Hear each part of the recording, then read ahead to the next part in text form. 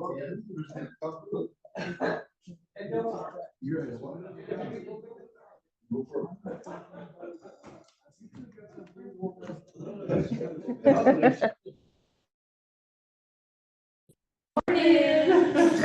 over there in the corner, minding their own business. Just ready.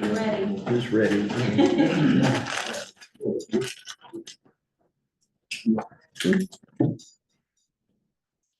Yeah, anyway, the Lions redeemed me, and it made me feel better yesterday.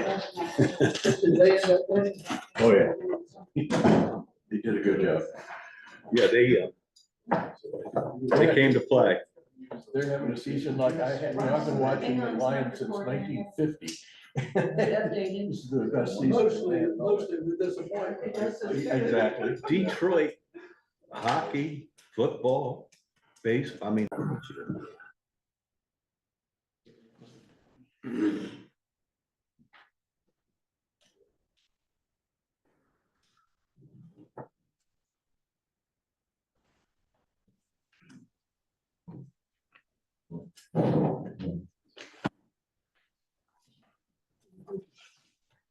We ready? Good morning, everybody. Thank you for attending our first 2025 budget hearing. Every year about this time, propose a budget for the following year, and we present it for public comment. As per our city charter procedures, our city council input designs our proposed budget for the next year, where our expenditures, of course, are in line with our revenues. Mr. Streetman has prepared multiple budgets to look at, and I think he does them all night long. He doesn't sleep, and we appreciate all his work, all of which we are looking at, of course.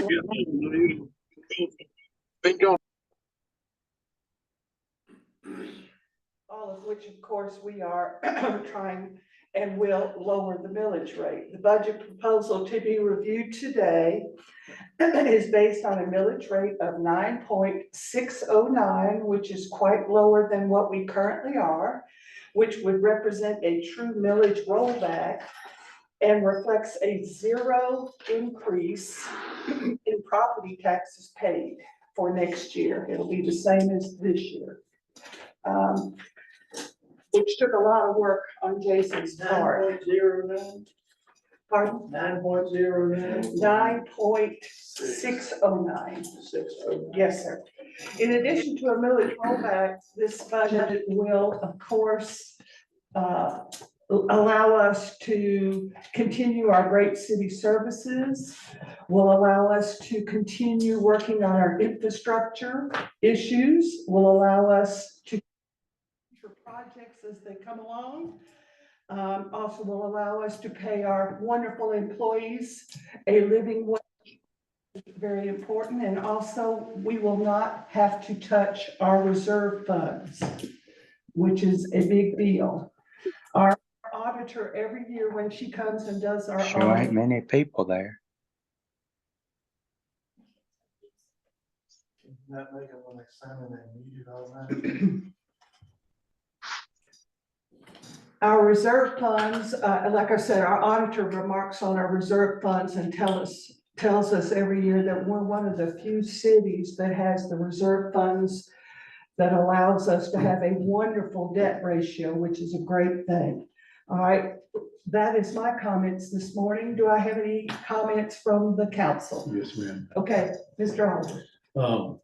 The initial budget, and again, it was an initial draft budget that was put together, included some extra money for some projects that we wanted to accomplish. And as we went through that, in our workshop, we went through that line by line and asked the questions to try to determine, do we really need to be at that level, or do we have an opportunity to reduce that budget a little bit and get closer to a rollback rate? Because I don't know about y'all, but since we all live here, we don't want to pay more taxes either. So the consideration, the challenge always is costs keep going up. Exactly. All right, we have to, take care of our employees here. They're valuable, and turnover costs us quite a bit of extra money, so we have to be able to give them a little bit of a raise to keep up with inflation, although it's not entirely keeping up with inflation. Costs going up, our insurance costs are going up, our workers' comp insurance costs are going up, materials costs for the work we do are going up. That's gonna continue, so it's always gonna be a challenge at our current level of tax base to try to get as efficient as we possibly can without sacrificing any of the quality of the city services that we have. So my hat's off to Jason and Holly, really working hard on this budget to get to the true rollback rate. We're about 11.5% now, right? And we're taking that down almost 2 points to get to the rollback rate. And the rollback rate basically says we will collect the same amount of money next year that we got collecting this year. And if we don't get to that point, then we're required, even though would reduce the millage rate by 0.5 point, that still results in more dollars coming out of our pockets, right? Even though the millage rate goes down because the property values go up. Long story short, we're taking it back to the rollback millage rate, so there will be no increase in property taxes this coming year. Yeah. And we've got a budget that's been scrubbed, and Jason has done a great job doing that. And pending any real big emergency stuff, we're in good shape. Now, we're in really good shape because we're not touching our reserves. And the last calculation on our reserves, cash that we have, we're holding in reserves north of $2.2 million. We're only required to have a recommended about 3 months worth. They're probably about close to 10. Yeah, 10 so we're at least 10 months worth in reserve, and there's no plan to spend that unless it's there for any kind of real significant emergency. So from a financial standpoint, we're very, very healthy as a city. It's even recognized in our internal audits. We have very little debt compared to our reserve, and we've got a budget here that Jason is gonna go over. That's is a good budget, a good balanced budget for what we have. So thank everybody for the feedback they've given us prior to this meeting. That's important. And it's resulted in us rethinking and scrubbing the budget. So that's my comments. Any other comments from the council? Good. Well, okay. I was just gonna comment on all the work that Jason has put in on this budget, because it's not easy to do this. And this is the 3rd year in a row the millage has been reduced.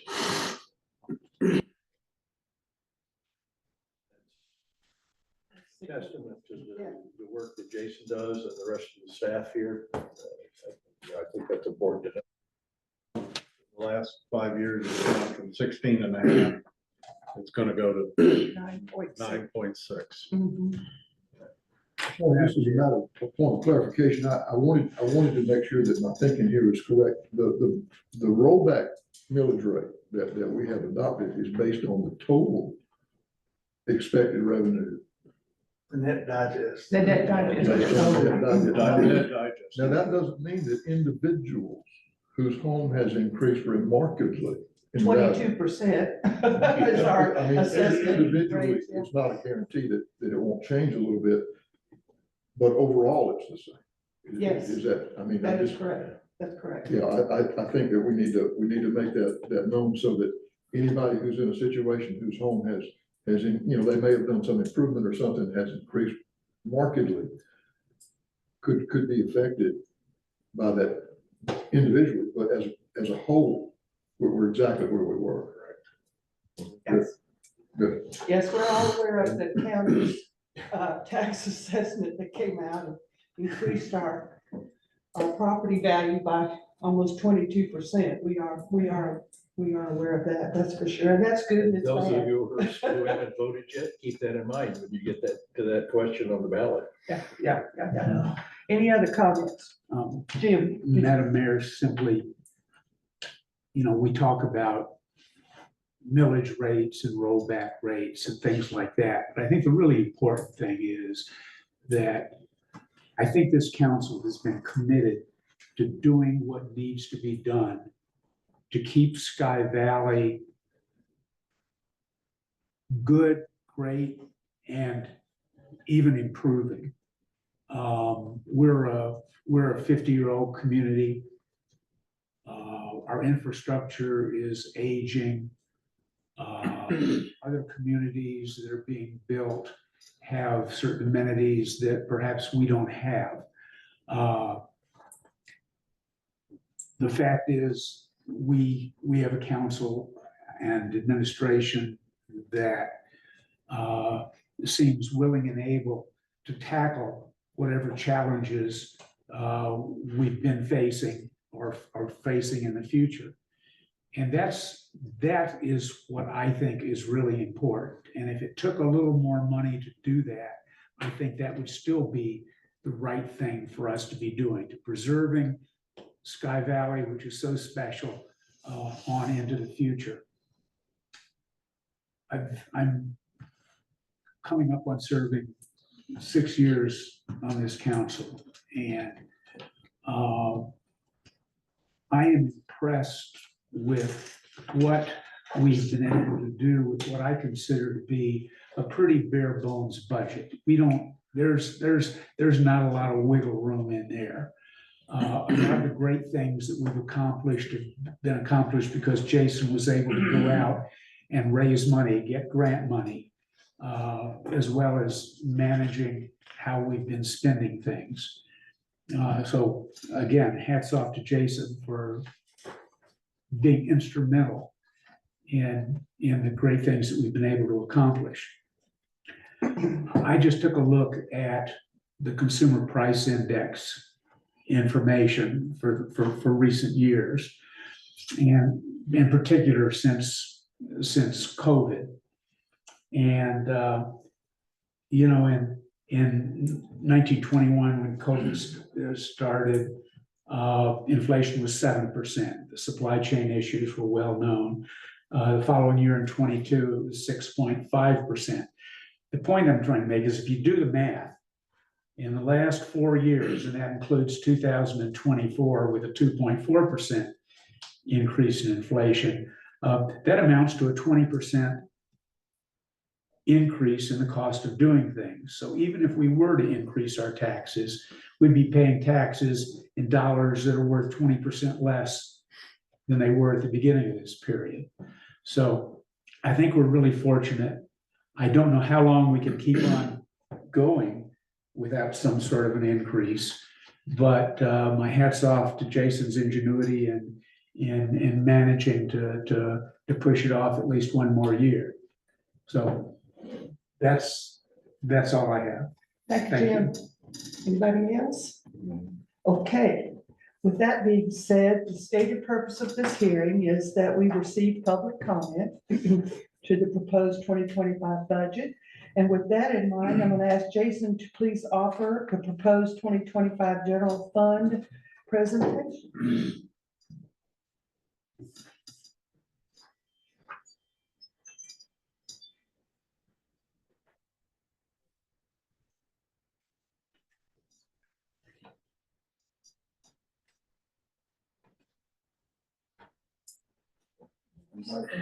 Yeah.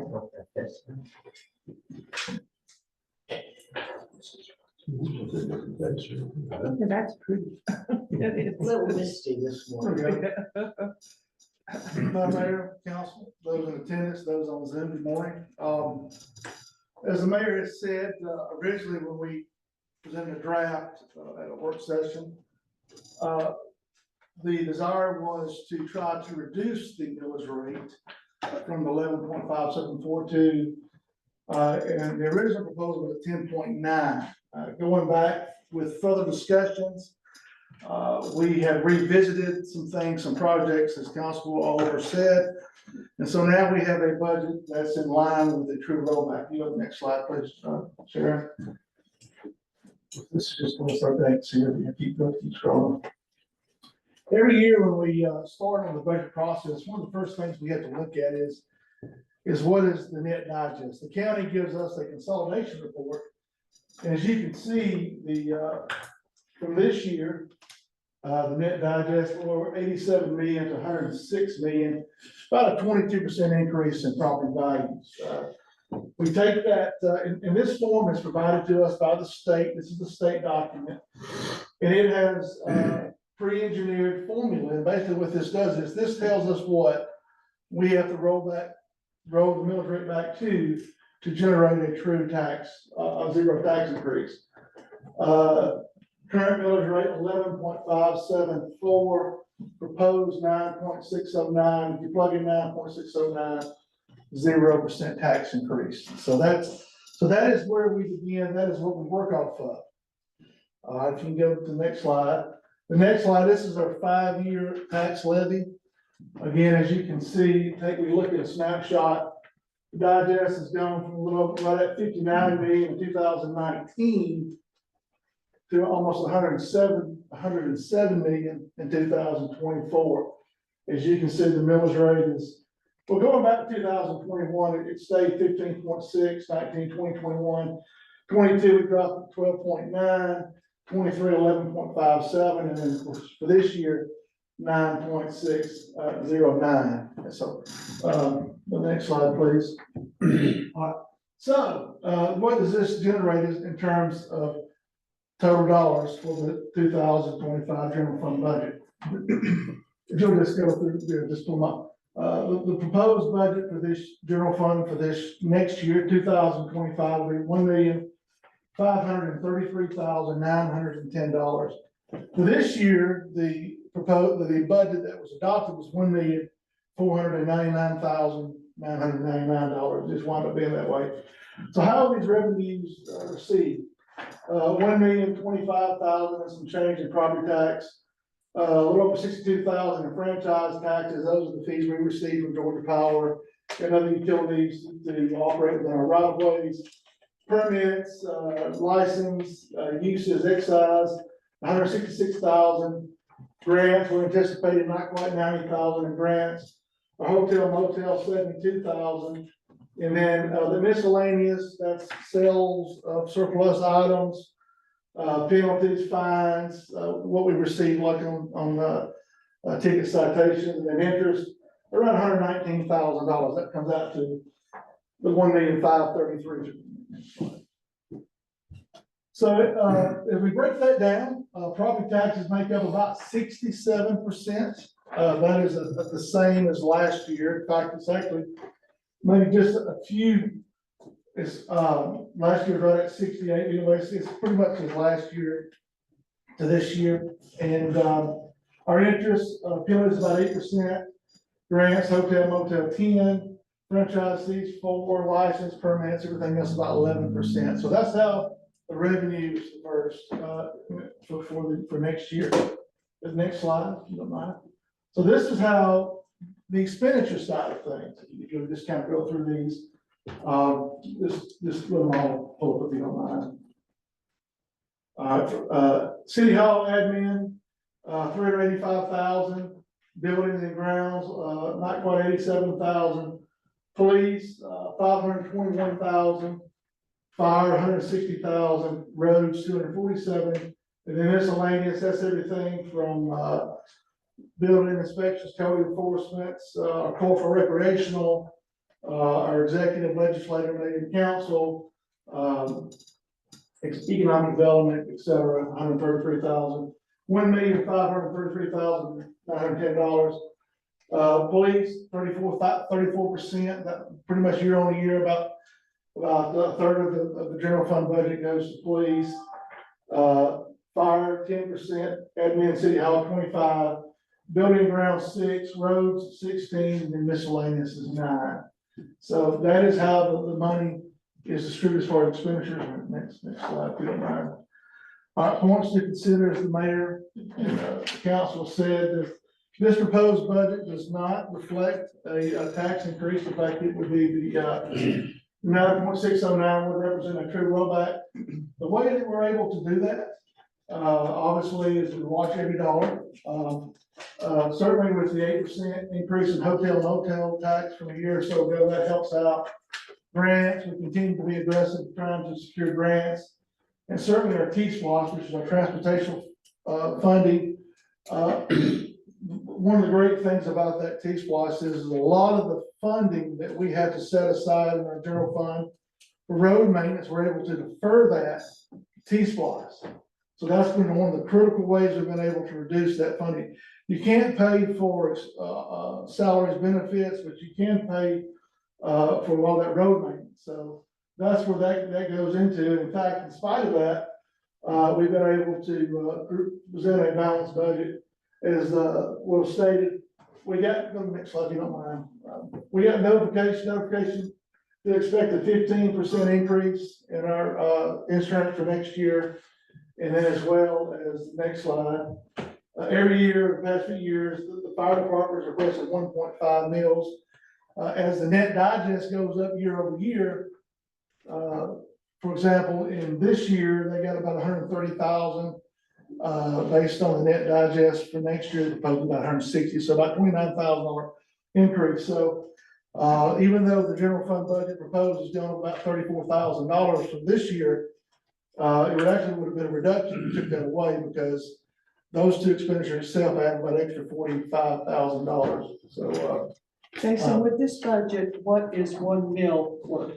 1 mil is for this, the mill is $106,000. Multiply that by 9.609 is where you come up with the total rate. And in summary, this proposed general fund budget, it does, as was stated, it leaves no meat on the bone. It does limit contingencies and unanticipated revenues, however, or unanticipated expenditures. However, again, it relies heavily on T-SPLOST. It is a balanced budget, and it does reflect the desire to do the rollback. As Councilman Curtis said, there probably will come a time that we may have to look at doing something, but we do, at least for this year, are able to present a rollback rate that represents a zero tax increase.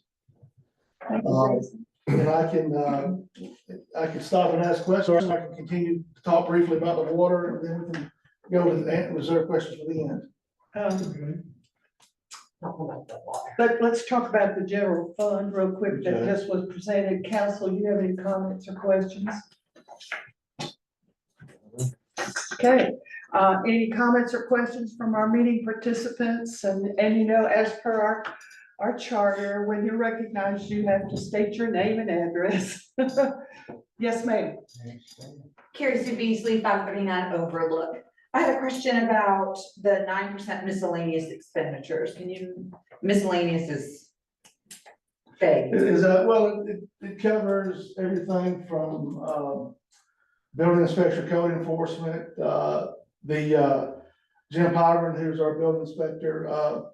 If you go around and you see the amount of development going on, he has gone from 15 hours a week to 32 hours a week and still struggles to get everything done. So that cost is going up.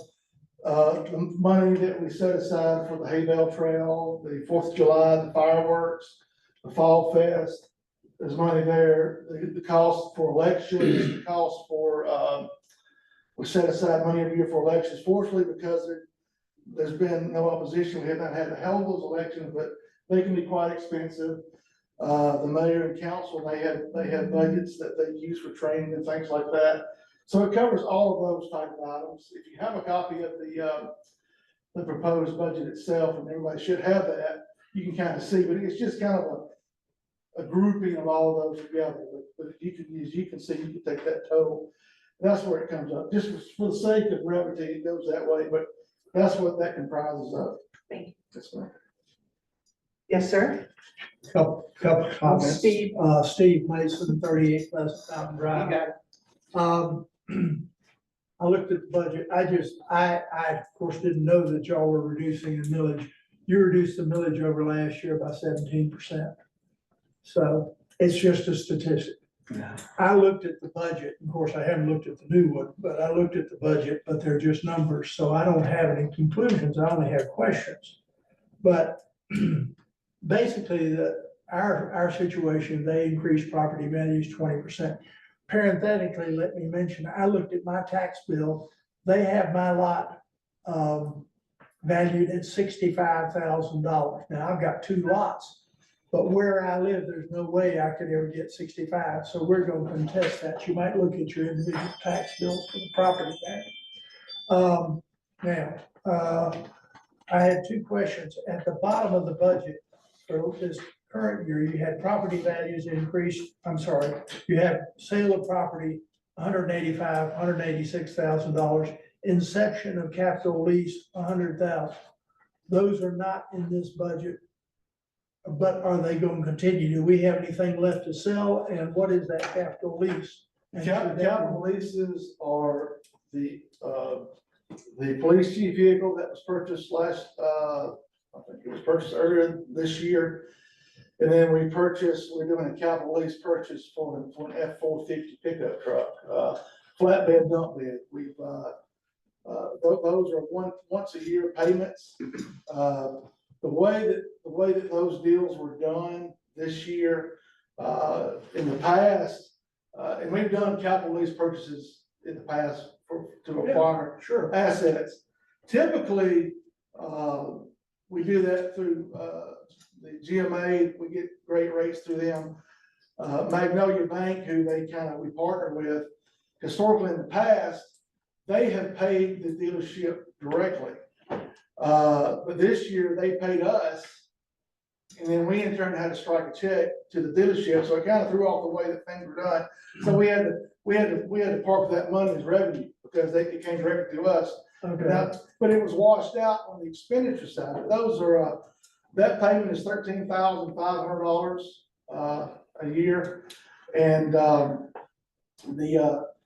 we paid a certain percentage of that with roads, but that will be paid, the rest of that F-450 that was bought will be paid for out of the water and trash fund. That was kind of a split deal to try to cut costs.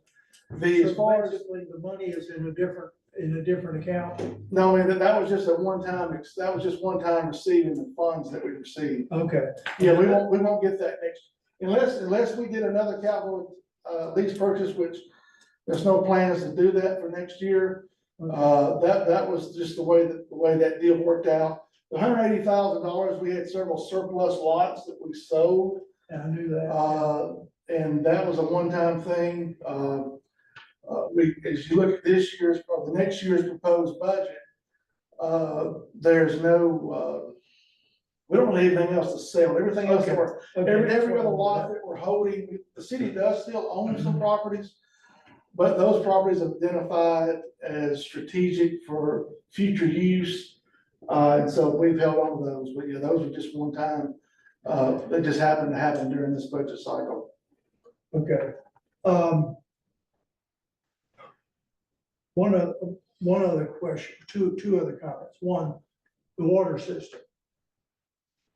Have we finished redoing the pressure relief valves? We're still in We process. are doing those, we have rebuilt, there's 7, I was gonna talk about the water in a second, but just to answer your question, there are 17 pressure reducing valve 17. pits. I thought 7, okay. There's 17 of those pits throughout the city. I can attest that in the 50 years they've been in the ground, they've not been touched. Yeah. So we use the word deferred maintenance. Preferred maintenance. It's, moving on, moving forward, we're dealing with it now. Okay. Those kits are $3,000 each. So you can do the math on that. And to save money, MPE, which is our engineering firm that we use on the water side, we've got great staff. They came up about 2 weeks ago and they worked with us to show Cody and Jerry how to redo those rebuilds. So we can do that in-house to save that labor. So But that's gonna, and that is going to be a project that we're gonna be starting here. I'd say the next 2 weeks. As the goal is to do one a day. You think we can do one a day? Okay, We've done two, so there's 15 left. It takes anywhere from about 3 hours, 8 hours to do one, depending upon the complexity. But once those are done, we think that's gonna go a long way towards some of these pressure fluctuations that we've been seeing. Again, this was, we didn't create this problem, we take ownership of it, and we're dealing with it now. okay, my point about asking that question, because I thought perhaps they were done.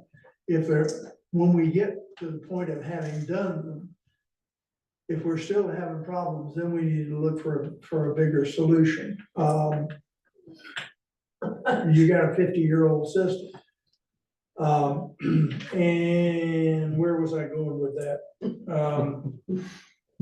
Okay, my point was the major focus this year ought to be the water, not the roads, or the water ought to come ahead of the roads. And I recognize that there are two different pots of money, and you can't necessarily use one. The one other point I wanted to make, I looked at the budget, and I don't know if it's changed, but administration, the salaries were an increase of 8.5%, police was 6.5%, road was 25%, water was 19%. And I know that some of that has to do with the amount of labor, not the cost, not the rate that you're paying people. My point about that is everybody ought to be eligible for the same raises, whatever they are. They are. It would be this budget does have a percentage post 5% COLA for all employees. However, if an employee is making 20,000 a year, 5% is different than making 60. I understand. Yes, that's where those differences come into play. The final thing I wanted to say was, thank you all for your service serving this council, because I know you're all doing it for free. Okay, and I think we need to remember that. So I wanted to say thank you personally, and probably for a lot of people who are not here. That's all I have. Thank you, Steve, and we're gonna make you a citizen of the month. Bribery. Yes, ma'am. Barbara Kobacker, 407 Pleasant Mountain. Have we paid off the previous bill on the water system? No, How much do we still owe on that, please? In general, In general, that was a 20-year, there's two loans, two GFA loans. They're 20-year loans. yes. We're on about year 11 Huh. of those 20-year loans, so there's about 9 years left. I'd say that there's probably about 45% left to be paid. I can give you specifics, later on, but, we're on the downhill slide with that. Thank goodness. It's been a long time. Assuming we don't have to go and replace the whole water system. So, Well, don't even say it. No. I don't know if you've ever spoken with Moody Barrett, but he for years did this system, and he had some thoughts on the repairs that were done that didn't quite turn out as well as expected. It's too bad we can't go back and sue him. Thank you. well, if we're segueing into the water, I will say this, as you all may have known, we had another water leak.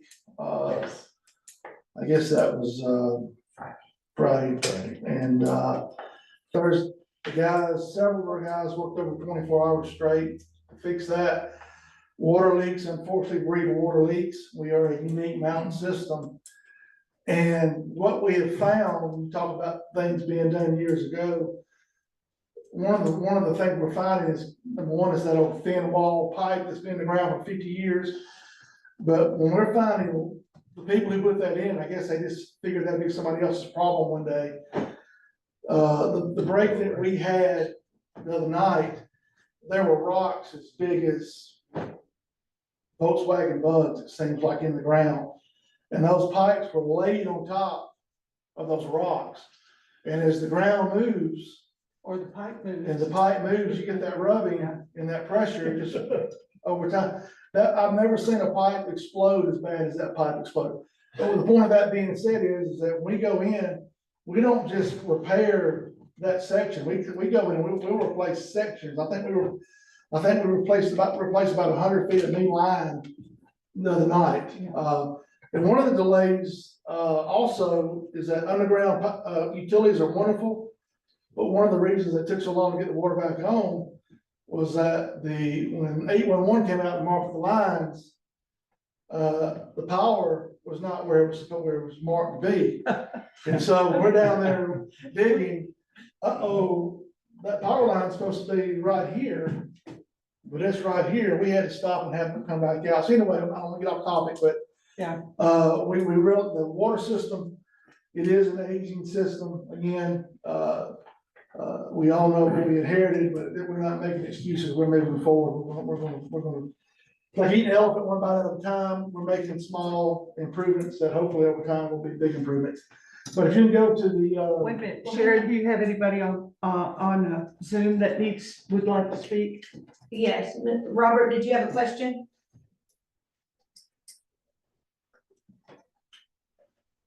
Thank you, Robert. This is Robert Smalley, 103 Buttermilk Circle, and I'd actually typed this question at 12 minutes after 10, so y'all discussed it some, but I was wondering, should taxes be increased to replace more of the aging water pipes since water outages have been more often? And I just heard Jason's explanation about the water outages, but it affects not just Ridgepole, which seems to get hit more often, but it drops the pressure throughout, and many of us have to go under boil water and without water because of this. So I applaud you for keeping our taxes as low as you can, but those 50-year-old water pipes aren't going to get better on their own. And we may do 100 feet this week and 100 feet next week, Jason, but we need to put some money in there and address the bigger problem. Can I address that? Thank you, Robert. Go ahead. And Robert's question is something that I've heard come up several times, including my own wife would like us to replace the entire water system. Well, we all would. I would just point out that those 6-inch water mains that they're working on with the thin wall pipe, the replacement pipe is $17 a foot. We have 30 miles of pipe, much of which is underneath our paved roads. So, short of finding some miraculous grant somewhere, we're not gonna do entire sections of that water system at one time. I just don't see it ever being in the budget. So. okay. Wait a minute. Are anybody else on Zoom? Okay. Yes, sir. I'm Jim Piper, but I'm a proxy for Al and Brittany Suarez, 1982 Ridgeville. And she said basically the same thing that Robert Smalley just did, but talking in incremental, as far as the rates on taxes. I mean, I don't believe any of us want to see any tax increases, including myself, I'm a resident. But, we have, nothing's free. And so she has obviously she supports you if indeed we ultimately have to do that, rather than having some sort of an assessment or something. So, and again, she's on Ridgepole, I'm on Ridgepole, a lot of us on Ridgepole, as he indicated. We seem to be ground zero and then it branches out. Right. Anyway, that's what she asked me to say. And it certainly is a problem that we are well aware of, and we're working to find the best solutions. And thank you all for your comments. Jason, would you now go into the 2025 enterprise fund Yes, proposal? if you can pull that slide, it's go to the water tank slide there. Yeah.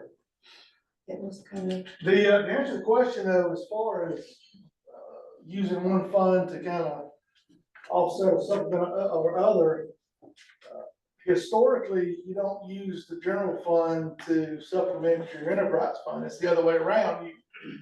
In that, whereas the general fund has to, by law, has to be balanced, meaning your revenues have to match your expenditures.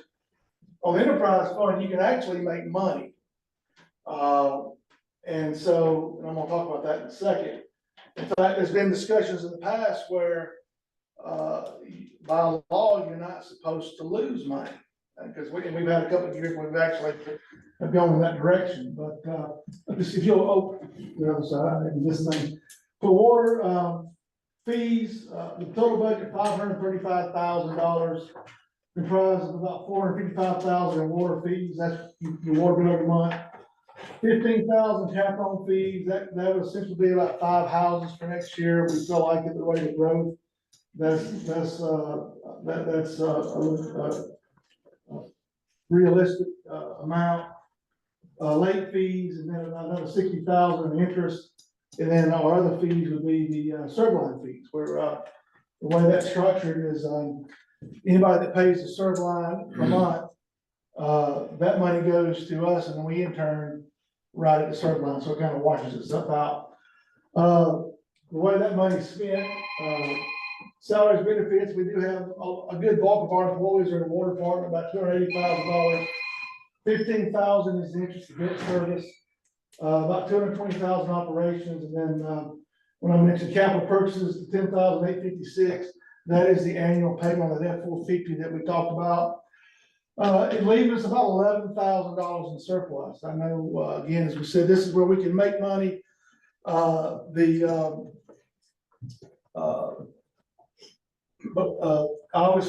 I would love for us to see us making more money.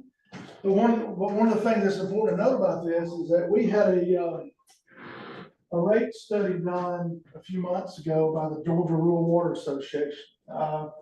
We've not published that study because we really have not considered it. It was, the sticker shock of that was pretty exceptional. But so I say that by saying the important thing to note is that even though we have a budget that shows a little bit of surplus, there's been no intent as of this moment to raise the rates. But I've said this to the mayor and council, that is something that we may have to look at in the future. However, we may be looking at working with our water engineer to try to do an alternative rate study that's a little more realistic. But again, the price of piping has gone up. One thing that I will say that is important to note, just like with the T-Splosh has allowed us to offset our general fund expenditures, some of the equipment that we have bought through T-Splosh, we can also use that equipment for the water fund. So there's been savings there. Trucks, we bought a hydrovac, for example. That hydrovac, we bought that with T-Splosh, it was $60-something thousand. That can be used to help clean out culverts, help redefine ditches. But it also has great uses when you're digging water lines and you're working around utilities. So again, we're very cognitive of the fact that we're trying to watch our dollars, but we do show a surplus. And again, this is without any kind of rate increase. And it is bare bones, but it is a balanced budget that does show us being on the good side there. With no questions, I'll jump to trash real quick. On the trash side, I'm sorry, I'm talking to people and the computer just seems to be real slow with this. It's trying. Jason, yes, sir. one point, it might tell you something if you just took a map and plotted it as far back as you can where the water leaks have been. I don't know if that'd tell you anything or not, but it might. Starting on Ridgepole. Yeah. One of the things that we did do is we did map the system. So in a lot of ways, we have not a 100% understanding of what's in the ground, but I'd say we have a 95% understanding of what's in the ground. And unfortunately, I know this may sound trite or silly, but leaks breed leaks. It seems like that, again, being a unique mountain system, when our tanks are 1,000 foot above where everybody's at, gravity does what gravity is going to do. We have extraordinary pressure. And we do try to regulate that. And so, when in fact, when we cut the water off to fix these leaks, another reason it takes so long for the water to come back on is you literally have to wait.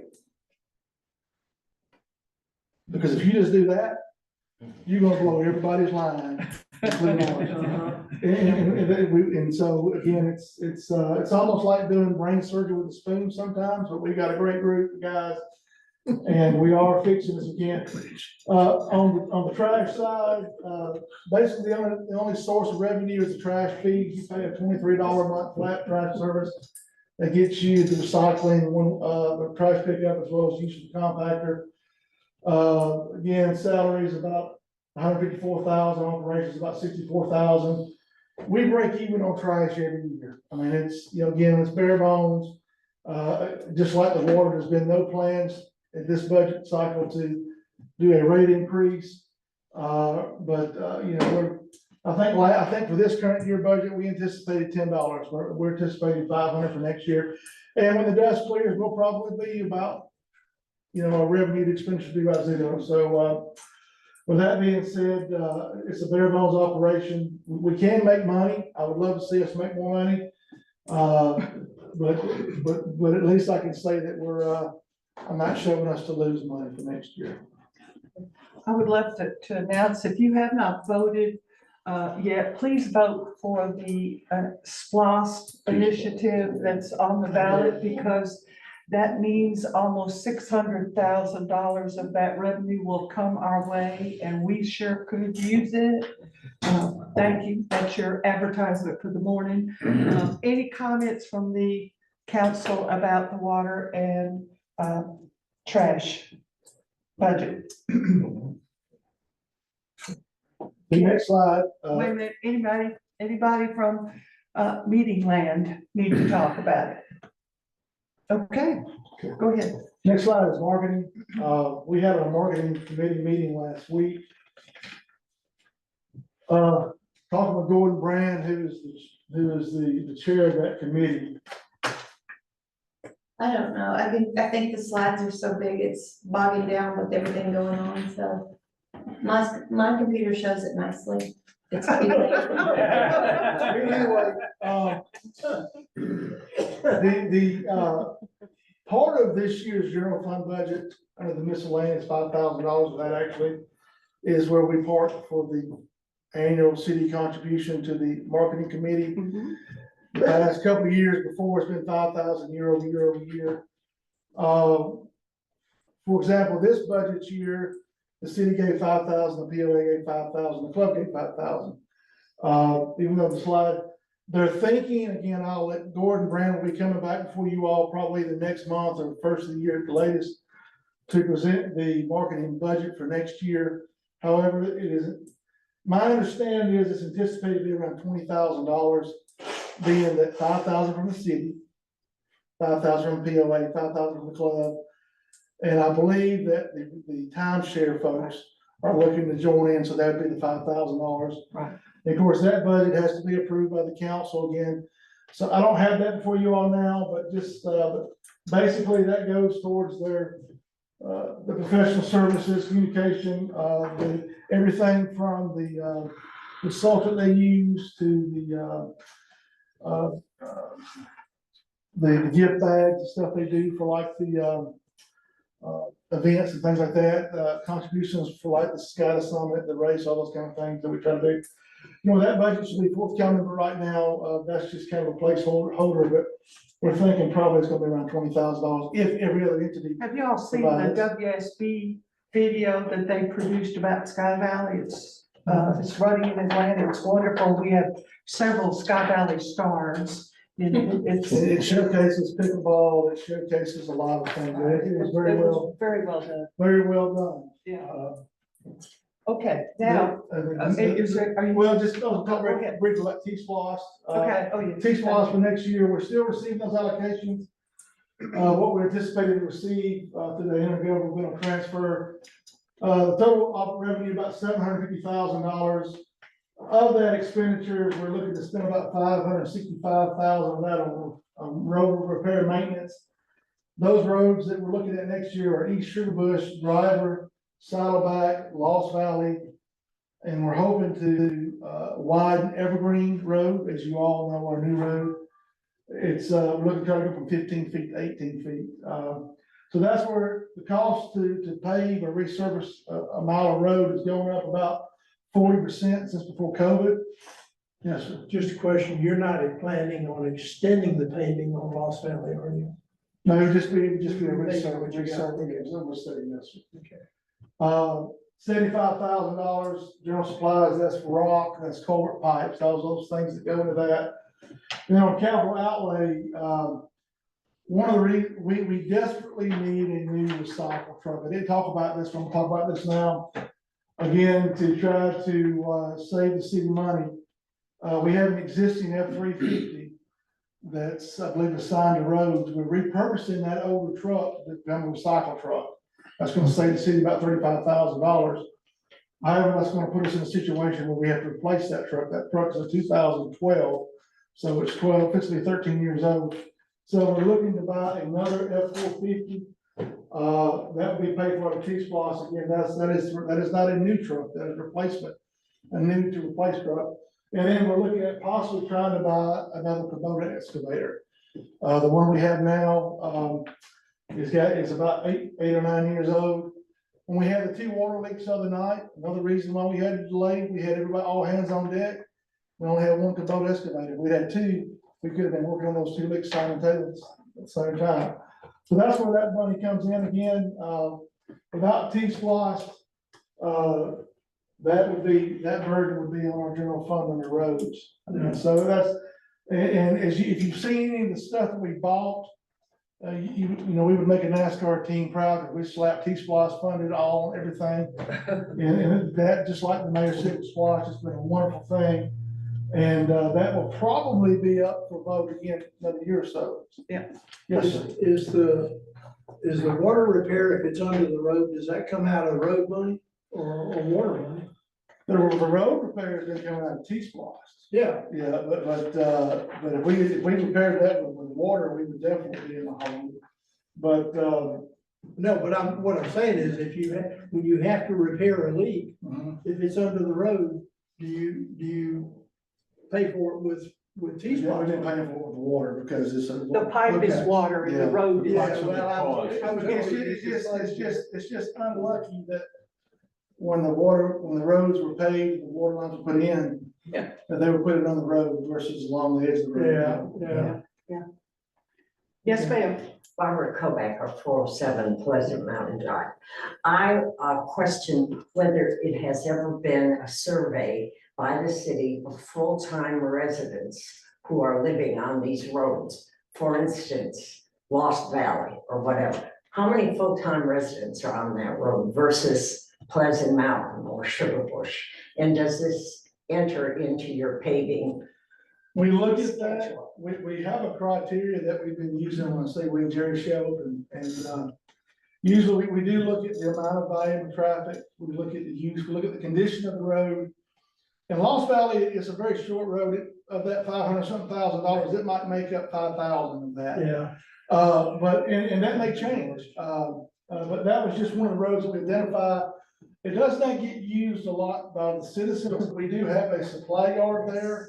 So a lot of that wear and tear is from us coming and going on the city side. So just trying to stay out front of that. So, but certainly Driver, the Sugar Bush, out of that, those roads, we have a tremendous amount of citizenry on that. Cul-de-sacs, in and out, double traffic. Yeah, and Pleasant Mountain is one of those that we have looked at. And it may very well, it is on our to-do list, as soon as we can. I know we restriped it, but, that is one of our roads we have identified upcoming. What we're hoping to get to, let's go back here, is what we're looking at is like a 15-year rotation. I mean, we got 30 miles of road. If we could pave 2 miles a year, 15 years, we get, like, for example, we just paved Red Bow. We'd love to be in a situation where 15 years from now, we're paving it again, where we're going to a true rotation. We're not there yet, we're trying to get there. Good, thank you. That's fine. Also, we're hoping the county is saying that they are going to go ahead and go for another T-Splosh initiative, which would be fantastic. Right now, this T-Splosh that we're using right now, we got almost $2 million. And it's allocated through a algorithm using, how many road mileage we have and what we have repaired. And if that's true, we're thinking we can get a whole lot more next time than the almost $2 million, which would be fabulous. So y'all vote for that too when that comes up. All right, any comments That from, includes my. questions? Oh, are you through, Yes, Jason? yes, ma'am. Any comments? Any comments or questions? I hope we have answered everything, and I appreciate y'all coming. This is just a first hearing. We have another hearing at 5 o'clock this evening. If you want to come back and hear this all again, you are certainly welcome to.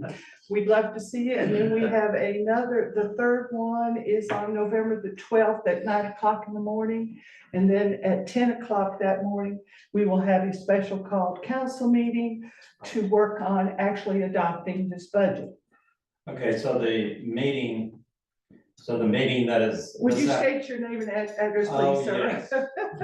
Alan Corbett, Alan, yeah. Alan Corbett, 171 Buttermilk Circle. Right. So the meeting that you're having, is it going to be the same itinerary that you had this morning? Yes, sir. All three All meetings the are, same. they're all three the same, yes, And sir. the meeting this evening is what time? 5 o'clock. Okay. Yes, yes, sir.